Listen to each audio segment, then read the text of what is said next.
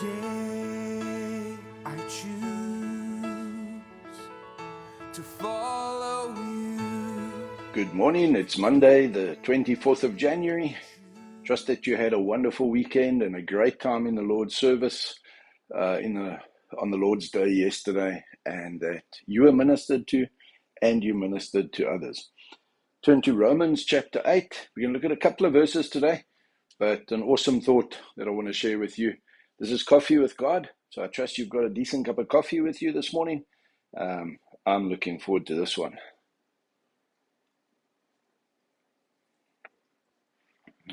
Amazing crema. Romans 8. Let's read from verse 18, but I actually want to focus in on verse 20, 21, and 22. For I consider that the sufferings of this present time are not worthy to be compared with the glory that is to be revealed to us. For the anxious longing of the creation waits eagerly for the revealing of the sons of God. For the creation was subjected to futility, not willingly, but because of him who subjected it, in hope that the creation itself also will be set free from its slavery to corruption into the freedom of the glory of the children of God. For we know that the whole creation groans and suffers the pains of childbirth together until now. Now, it's an incredible description that Paul's giving us about creation groaning, waiting for childbirth, the pangs of childbirth, those last final hours of excruciating pain. And it says that creation didn't go willingly, but it was subjected by God into the state of destruction, the state of disrepair. And why? Because of the sinfulness of man. Why did God punish creation? Why did God put creation into distress? Because of the sinfulness of man.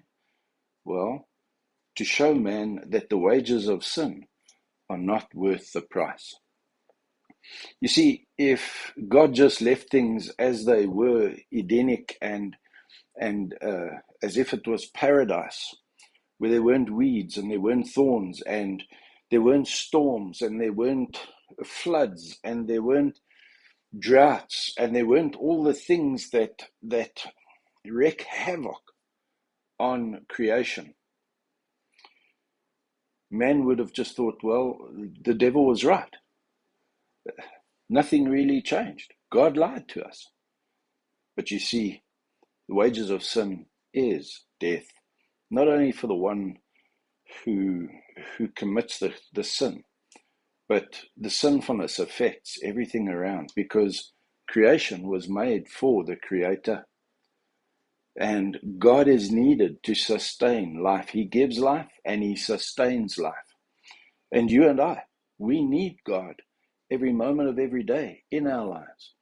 When He's not, we are outside of the sustaining power, the will of God for our lives. And we need to realize that, and we need to be thankful that God so ordained that pain and suffering and hurt, like creation, was put there so that it groans for the Creator.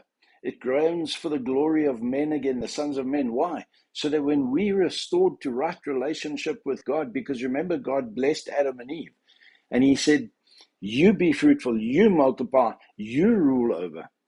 So our state with God affects nature. En ons dink, ag, dis net 'n klein besluit en al maak ek hierdie besluit, wie gaan dit affekteer? Dit gaan mos niemand seer maak nie. Ek kan dit doen. Niemand gaan daarvan weet, niemand gaan uitvind nie. Maar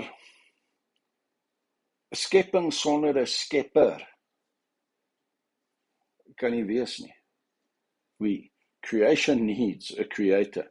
And God uses pain, troubles, turmoils, difficulties to pull us back to a Savior, Redeemer, Creator who loves us so much.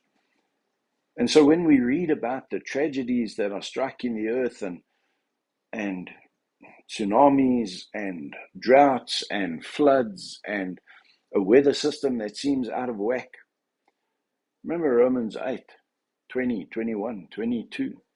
Creation is going through childbirth pains with the expectancy. Let's go back to, for I consider that the sufferings of this present time are not worthy to be compared with the glory that is to be revealed to us. For the anxious longing of the creation waits eagerly for the revelation of the sons of God. Come on, guys. Let's get right with God. Let's stay right with God, not only for our sake, but for the sake of the world.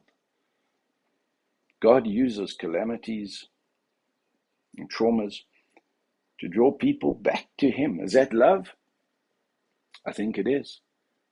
Because the opposite is to just let people go, to be apathetic and to say, well, you've chosen sinfulness, you've chosen rebelliousness, you've chosen alienation from God, and I'm not going to do anything that causes you to think about me and to bring you back to me.